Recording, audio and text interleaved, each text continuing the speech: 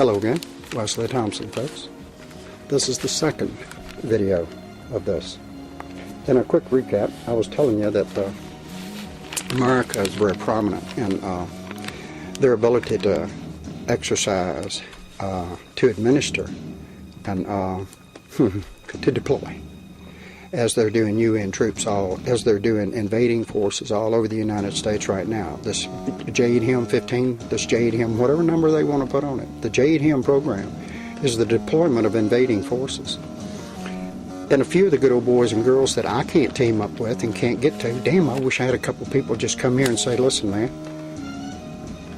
you got a once-in-a-lifetime thing, you trust us. You can ride in the back seat behind us and keep a gun in each hand right on the back of our fucking heads. We came here to pick you up and take you somewhere safe where if you're willing to fight, then we need another fighter.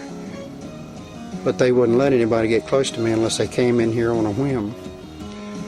They got me locked down and blocked down. I'll tell y'all something later on in this or the next video after this one right here. But recapping, I was telling y'all how America uses chemicals, electronics, and they're being used by pharmaceuticals and foods and satellites and cell phones and cell phone towers. And they're manipulating your thought process. They're changing you. And I think they can even start tampering with your DNA without actually putting something physically into your body. I think that they start changing your electronic and your mechanics of your thought process, which has a lot to do. I've heard things about people able to grow hair, and anyway, you can do a lot of things with your mind. But in recapping real fast, your brain has two sides, two lobes. When both sides are working in unison together and in sync, then, as in alphabetic metaphysics, the unity of your brain working together gives you the ability to take two approaches to all things, to all instances, to all mental visions, to all eyesight visions, to all interpretations, to all perceptions, or to whatever information comes into your thought process from whatever source or sources. And you have to be able to think it through on your own, and you've got to be able to both analyze it analytically, and you've got to be able to analyze it with terms of sensitivity and feeling. Then you will be getting a more clear and a more definite sense of what is safe and what is not safe for you, for those around you, for your pets, for your friends, or whatever, and what this information means to you. What it means to you for next week, what it means to you for tomorrow, what it means to you if you tell someone else, what it means to you if, pow, you would have gotten slapped in the face and never had any foreknowledge of it at all. You got to be able to analyze, and you got to be able to analyze it with your own personal and private thought process, on your own, like Mama and Daddy, hopefully, one or both, or Grandma and Granddad, or Uncle C or Uncle D, like taught you to think for yourself, not to let others make decisions for you, unless you think it through and then agree. You're the better for it. When you come to realize about God and the righteousness, especially the righteousness when you come, you will, sooner or later, almost everybody, I don't care how far away you are from church, God, I don't believe in or anything, I don't care how far away you are right now today, this minute, you're going to come to a point. You may be surrounded by earthquakes, and yet you, in your own state or area of a single state or a number of states, you may think that everything is past and things are going to be okay and things are going to get better and y'all made it and holy moly. Then all of a sudden your area begins to flood and you can't figure out where the floodwaters are coming from. It's because you're spot on the earth. All the instruments are all screwed up and everything. Nobody can hardly tell anything. Your spot on the earth is sinking deeper into the earth's mass until your whole area could be submerged or eventually buried. And I mean, just things going lower and lower, and the sides caving in and caving in and caving in, and you just keep getting lower and caving in and caving in, and the earth just keeps filling in from all sides until can't everybody stand in the middle. Same way with floodwaters. Can't everybody stand on that last highest rock. And then you're getting washed over, and then you to a whole new density of earth surface.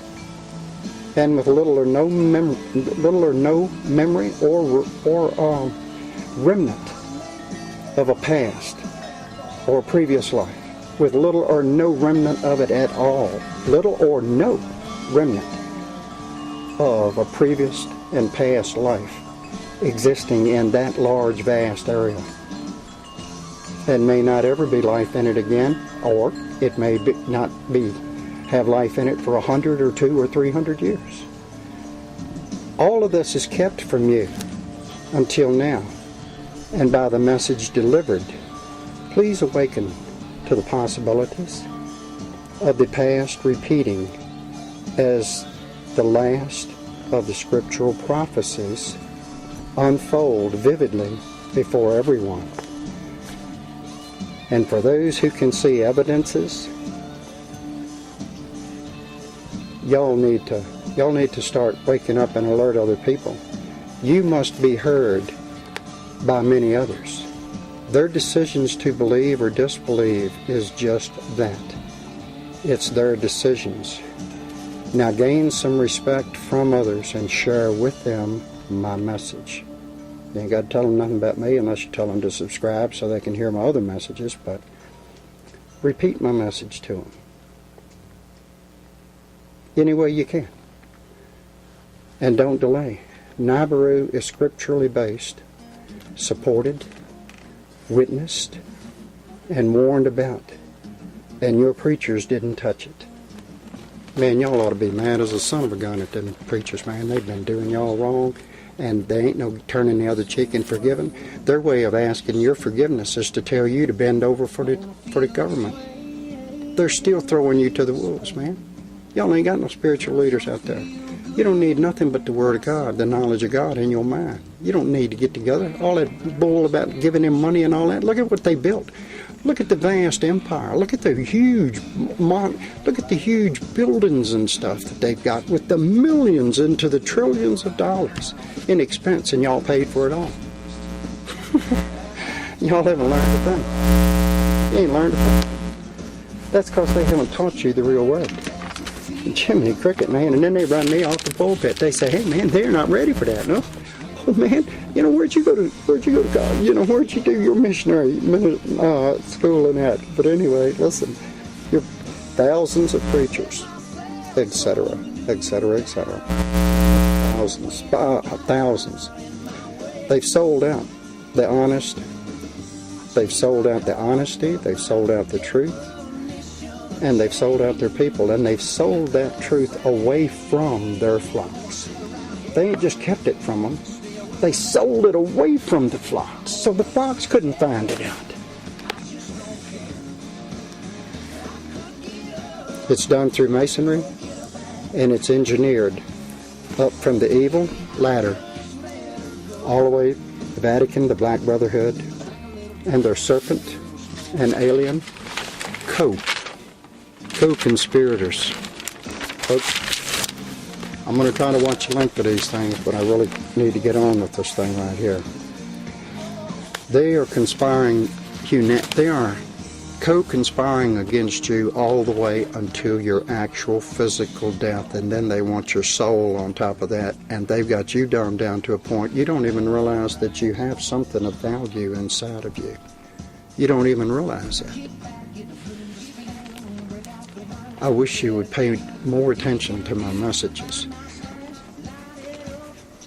I'm trying to cram a lot into a short period of time, and that's why. Anyway, I'm going to come back and go into something about the pastors. The pastors are doing, listen, I'm not getting this off the news. It's just what I know. It's what's coming to me. It's what I know is going on. The pastors are arguing. They're beginning to argue and squabble amongst their churches, and some of the deacons are finding out that some of the other deacons have kept a few things from them, and this masonry thing is taking over, and that's why the churches through the Bible Belt of Tennessee, West Virginia, North Carolina, and even part of Virginia did not want to hear one damn thing I had to say about the Jesuits, because I was talking to them. They didn't want me to tell the people about them. That's what they were. That's who I was going to church to listen to. That's why I could never get any straight answers from any of them about Nabaru and their tribulations. Listen, folks, I've really tried to get close to a couple of preachers in my life, and cops, even some attorneys.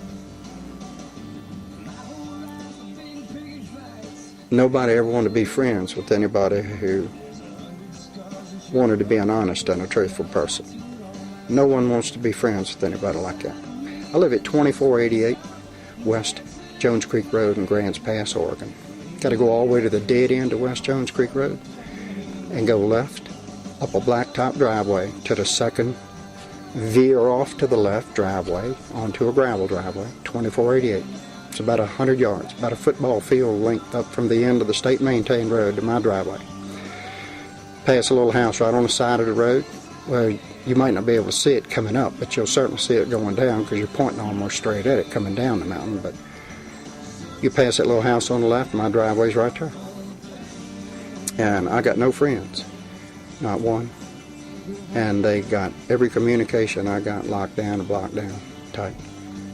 I can't even, if I smoke cigarettes, I couldn't order a pack of cigarettes without them wanting one of their police operatives, informants, Nazi sympathizers, to do the fetching and try to screw me out of something at the same time. I got a lot I wish I could tell you. Maybe I will on the next video. But I got to get back into this stuff right here, folks, about the pastors. So I'm going to come right back with something about them. Okay, folks? Wesley Thompson here, bringing you a message. Remember, it's a message, not Wesley Thompson. The message.